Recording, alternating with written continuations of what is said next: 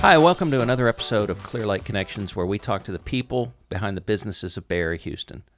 We are proudly sponsored by UTMB Health, and today I have a special guest, Pam Reed, who's the Executive Director of Devereux Texas. Tell us about Devereux for those that don't know. So Devereux is one of the oldest and largest not-for-profit behavioral health care organizations in the country. We've been around since 1912. We were founded by Helena Devereux, who was a special education teacher. She was teaching special education students in the city of Philadelphia, and she decided that she wasn't all that happy with the way things were going in the school she was working in. So she decided to open up her own school. And from there, she worked and worked and worked until she get enough kids and had a place to rent. And she started the Devereux School. And since then, since 1912, it's expanded to 13 states all over our country. And we have 2 locations here in Texas, one in League City and one in Victoria. And you're the Executive Director of both? Yes. And how does that work, splitting time between the two? Yes, 2 different populations, 2 totally different campuses, and so it's always very fun and interesting, never a dull moment. We work with adolescents, ages 14 to 18 in League City, and in Victoria we work with young adults and older adults on both a campus setting and in the community. The adults in Victoria have intellectual and developmental disabilities, along with some co-occurring medical issues and emotional and behavioral disorders. And the adolescents in League City, for the most part, have medical, psychiatric, and emotional and behavioral disorders. And so let's talk about that a little bit. With what's happened over the last 18 months to 2 years, what are you seeing with your population? And obviously the need has exploded, and you're obviously capped at how many people you can serve, but talk a little bit about the changes maybe that you've seen and what those needs are. And you're referencing COVID. Yes, I was trying not to. But. Yeah. So just like the world has experienced life, people in the world have experienced life changes that we didn't really anticipate at the time. Children with individuals with emotional and behavior disorders kind of experience those same things, but it's magnified. And in a congregate care setting where you have lots of children living together or individuals living together, it's even more magnified because one person gets COVID and the whole place gets COVID, sort of like in a home for a family. So we've had to institute all kinds of safety protocols and cleaning protocols, and we've done very well at keeping COVID, for the most part, out of our facility. Our staff go home at night, and at times they've been diagnosed with COVID. We've had a couple of children be diagnosed with COVID, and same with the adults in Victoria. But we haven't had any kind of major outbreak, which we're very proud of. And we kind of, all of that is due to the safety protocols that we put in place and our cleaning protocols and the vigilance at which we're implementing them. It's not been easy. Children like to go out and have fun, and they don't always understand why they can't. And sometimes that's caused frustration and even, things already feel very unfair to them. So, being in a place like Devereux, there's some positives and there's some things that are very different than the home they come from and then the community they come from. And so then when you add in all the restrictions, you can't go out to, go to Sonic, you can't go to the mall, you can't go anywhere really, while we're dealing with all of these medical and COVID-related issues. But we've tried to find fun things for the children to do on the campus and things that they could do safely that they wanted to do, and that's kind of how we've approached the whole thing. So we've sort of changed our entire recreation program and our education program to continue providing all the same things that we've typically done, but just on our campus. So recently we had a petting zoo come to the campus. So the kids got to see the animals and pet the animals and participate with a group of adults who know a lot about those animals. So they learned at the same time. So we're trying to have all the things that they're typically accustomed to, but bring them to our campus and do that in a way that complies with COVID protocols. Yeah, and you have a beautiful campus. We were talking before that I used to be the branch manager at the credit union and just ahead of you, and you have a very nice facility. But I think what people don't realize is that it's basically a school. Yes. And if I'm not mistaken, you started there as a teacher. Yes, I did. Tell us about that road and that journey to where you're at now. Yeah, so I was a special education teacher in 1991, and Devereux was built in 1992. And I lived in League City, moved here many years ago, and loved the area. Knew I was going to stay. So I drove by Devereux. At the time, Devereux's name was the Neurobehavioral Institute of Texas. And so I said, that's interesting. I should go in and talk to somebody about what they do there. And that's what I did. I pulled in and I got out and I went in and talked to the person who was in charge at the time. And I knew when I walked in the front door and I saw faces of children plastered all over the wall when you come in that I was in the right place, because Devereux is about the individuals in our care and making them the first priority. So I began as a teacher, and over the years was asked to take on additional responsibilities in many different areas, and then almost 14 years ago was asked to become the executive director, and I agreed. And I think part of the reason was because I love the work we do. I love our mission. I love our core values, and most importantly, the individuals in our care. I love working with the population. And our staff. The staff are really, that's what keeps people coming back to Devereux. We're very lucky to have people who are committed, who've dedicated their entire lives to working with people who have really significant emotional and behavioral issues, and doing the very best that we can with them in terms of implementing best practices and focusing on their strengths and focusing on the skills that we need to teach them in order to learn and grow and move on from Devereux. Yeah. But our school is an accredited school with all special education teachers. We offer all the core subjects, including art and career and technology education. We also have a therapy dog that comes every day to school with one of our teachers. His name is Otis. And for children in our program who aren't as comfortable expressing themselves to adults, we let them meet with Otis. So he's done all kinds of things, from help calm children down when they're upset, let him read to him, just be a companion. We've learned that animals, and I think this is pretty well known in our field, animals have a very calming effect on people. Yeah. And so we're happy to have Otis on the campus every day. Yeah, and I love your story about how you started as a teacher and now you're the executive director. Mm-hmm. I love the idea of hiring from within, and obviously you guys are very mission focused. Mm-hmm. And then so you came in the ground floor of that mission, teaching the kids, and so you translate that into your current role as executive director. Right. Talk to me about, so you're a national organization, but you're kind of I guess a local affiliate. Mm-hmm. And you have a local nonprofit or a local board, right? Yes, we do. Tell us about the board involvement, what type of, if somebody's passionate about this subject, how they can maybe serve on your board or volunteer in other ways. Mm-hmm. So we are extremely lucky to have a group of individuals. They're called the Texas Advisory Board, and they are advisors to me and to our team. They also help us create awareness in the community and engage the community in Devereux, and support Devereux financially as well, through their time, through effort, and monetarily.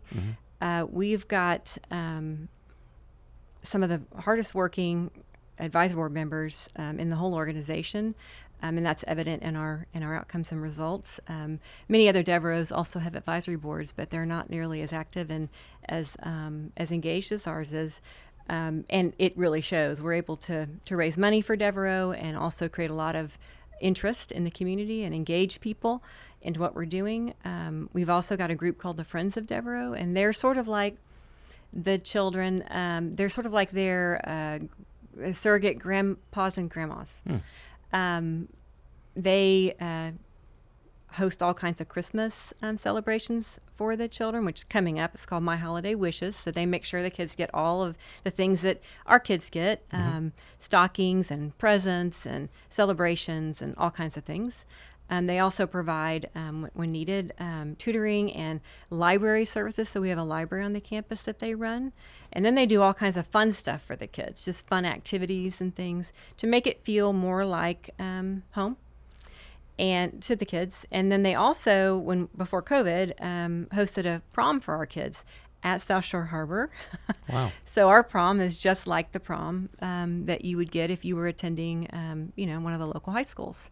So we try to normalize that. How did you get to that? Because your board sounds super involved, and that's not always the case for nonprofits. How do you foster that? How do you get that to work? So I think first is the connection. What's their connection? Most people, most of us know someone or have someone in our families that has suffered from some kind of psychiatric illness or has some kind of concern, whether that's anxiety, depression, whether that's long-term or short-term. Most of us know somebody who's suffered at some point or another. Yeah. And some people know somebody really well. And I think that connection sometimes is what really gets people to connect with us in a different way. I also think that some of the things that we stand for are important to some of our board members. So our LGBTQ initiative is very important to some of our board members, along with our servant leadership initiative. So we've got all kinds of Devereux, because we're nationwide, we've got all kinds of things that we're always working on. And something that we're working on will appeal to someone. And that's what we try to figure out, what that is, and get them engaged in that way. We also have board members who like to play golf. And so Who doesn't, right? Yeah. So they will, they'll get involved with us and become a part of the, the golf tournament committee and getting involved in that way. So it really depends on, some people want to be involved directly with the children, which takes some work.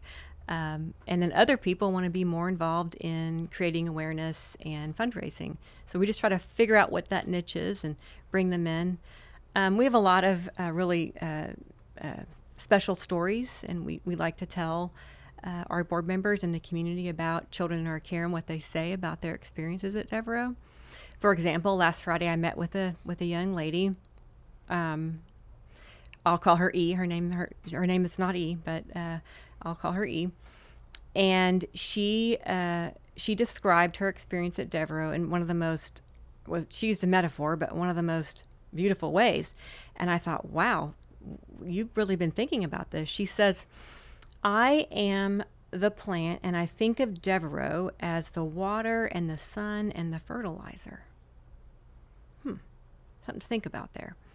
So she said, for a while, I wasn't willing to accept the help that you guys were trying to give me. But when I got my head straight and I decided I was willing, because children have to be willing to accept help, she told me. I said, yes, they do. And especially adolescents, and she's an adolescent. And she said to me, once I was willing to accept the help that you guys were willing to give, and learn the skills you were willing to teach, I've gotten what I needed to. And I'm going to graduate this December, and I've got the skills I need to succeed when I leave Devereux. I said, well, tell me more. What have we taught you? What have you learned? She launched into a discussion about something we call DBT, and it's an acronym in our world that means dialectical behavioral therapy. And it's a technique. They're techniques that are taught to individuals and teaches them how to regulate their emotions, how to tolerate distress, how to manage interpersonal conflict, and do things like mindfulness. So I don't know if you're familiar with mindfulness, but being present in the moment and remembering that you're here and now, and not to let things overwhelm you. So she was telling me all about this, and I sat there listening, and I said, "My goodness, you like know more about this than I do." I'm not a clinician, but I told her she taught me a lot that day. But what mainly she taught me was how good of a job our staff are doing with her, and how much she's benefited from it, and how she could not only tell me about what she learned, but she could give examples and how she was going to use it when she leaves. And I thought, well, okay, I think this child might be ready to go. She is graduating, and that's another component of her treatment, is completing her high school diploma. But she's so impressive, and I was moved by her story and her experiences. She said, Devereux is a really good place. And I said, I know. I'm so glad that's been your experience. I know. I've worked here 30 years. She says, oh my goodness.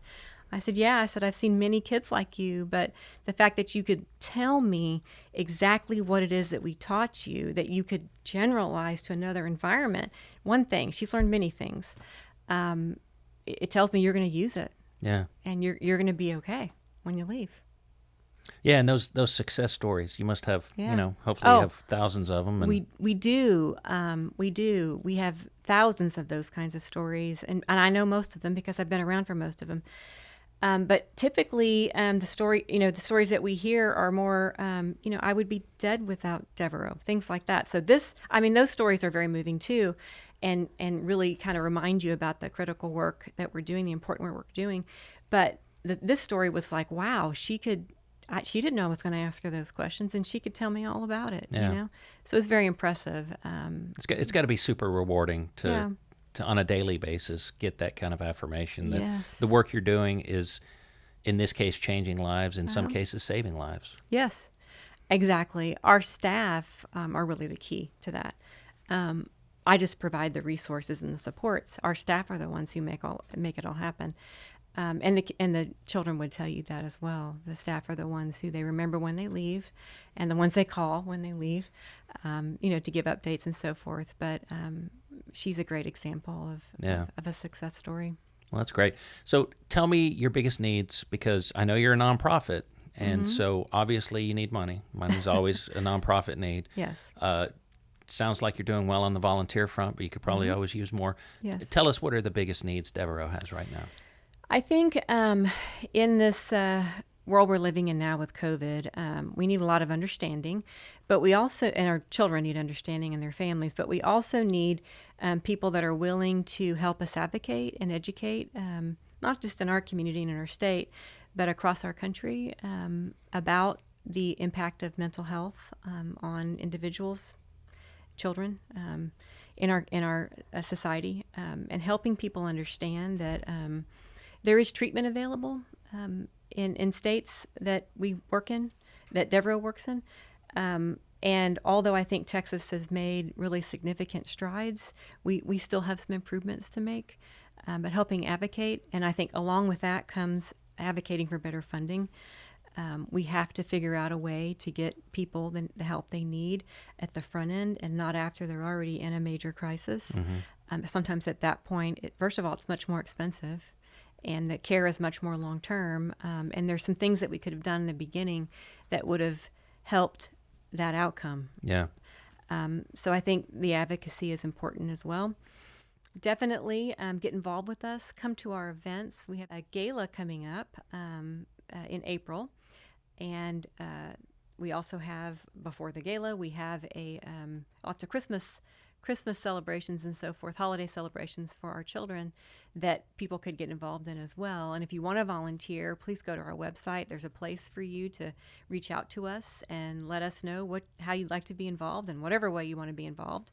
And we'll reach out to you and tell you how to do that. Anytime anybody wants to know about Devereux or learn about Devereux, or come and visit, to some degree, with COVID, we have to be careful. Yeah.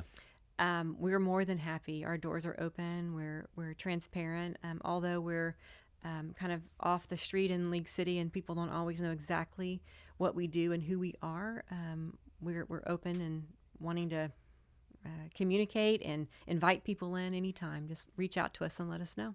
Yeah, it seems to me that you guys are probably successful because you focus on the outcomes, and it sounds to me like your entire team gets into that mission and really focuses on those outcomes, and that's I think probably gives you a degree of success that I don't see in maybe some other organizations. Yeah, so one of the things I tell every child that I talk with, I speak with, I tell them lots of things, but I tell them that how you do when you're here is really important, and it's very important to me and to you and your family and all the staff here. But a better indicator, and really the indicator of true success is when you're not here, and you don't have the supports that are here. Maybe you have other supports, but not to this degree.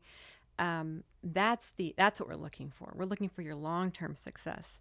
In life, nothing is without its bumps and valleys. It's most of us in life have little bumps and valleys. We just don't want big ones. Yeah. So we tell our kids, when you leave Devereux, you're going to have, all of us, we all have bumps and valleys. Some days are better than others. Some weeks, some years are better than others. But it's how you persevere and how you get back on track, using all the things that you know, but also just your own, perseverance, your own resilience that you've learned about. Because one thing's for sure, the kids in our care have a lot of resilience. They haven't always seen themselves in that way or in that light, but they wouldn't be where they are today if they weren't resilient. So we tend to focus on their strengths, and we tend to focus on what they've come through and how they've gotten through it, and where they can go. Yeah. So outcomes are very important, and not just those kinds of outcomes, but also standardized. We do standardized assessments, and we look at depression rates over time. We look at anxiety rates over time. We look at their school performance over time, and we're able to show them, when you were here, you were at this level, and today, look at where you are today. And that makes a big impact with kids and families. They respond to that because it's very visual and very concrete. And of course, children love to see their progress on a chart. That's not uncommon. And then, of course, we reinforce the heck out of them for all their good behavior and progress that they're making. So it's a process, but we start very slow, meeting kids where they're at and kind of showing them where they can end and or launch, I should say, not end. Yeah.